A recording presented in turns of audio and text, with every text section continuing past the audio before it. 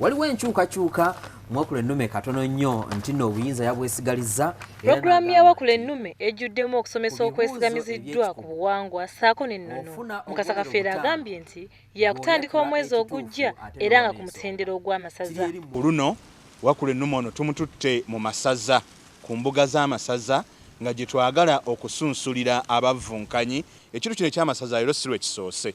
Mu 2013 twagendayokko mu masaza naye abantu ne batubanja nnyo nga bakyagala nnyo enkola eyefaanana bw'etyo.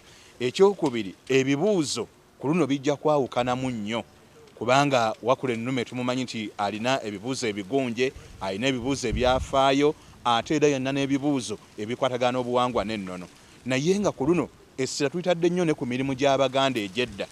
Ono era asiimye kampuni ya WBS olw'okukulaakulanya olulimi Oluganda ssaako n'ennono ng'eyita mu buweereza bwayo okuva lwe batandikawo pulogulaamu eno mu mwaka gwa 2008. Enkola WBS gye yateekawo ate okusobola okuddiza ku balabi baayo kubanga buli mwaka tulaba ebirabo eby'enjawulo mu butongole ebbanguliro lya wakula ennume ng'ennaku z'omwezi 16 Okitoba era nga tugenda kutandikira ku ssaza ery'Ekyaggwe awo Mukono wennyini we bayita mu ggulu we tugenda okutandikira era nga ku olwo wajja kukuŋŋaanirawo amasaza 3. Omwaka oguwedde omuwanguzi yafuna ettaka so nga n'omulundi guno omuwanguzi wakuvaayo n'emmotoka kapyata. Omulundi guno n'ebirungo byongeddwamu nnyo n'ebirabo eby'enjawulo era nga twagala nti anaawangula wakula ennume 2015 bw'anaaba nga ajjidde Kagaali oba anajja atambuza bigere twagala ddeyo ng'avulumula. Mu kaseera akowodde abantu ab'enjawulo wamu n'amakampuni okwetaba mu pulogulaamu eno ku mulundi guno si kulwa nga bagwa mu bintu.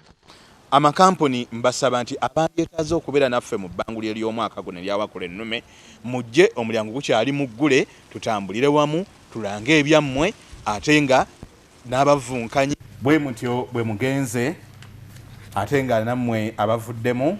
Pulogulaamu ya wakula ennume yatandika mu mwaka gwa 2008 nga we butuukidde wano esobodde okutumbula obulamu bw'abantu abatali bamu ntoko.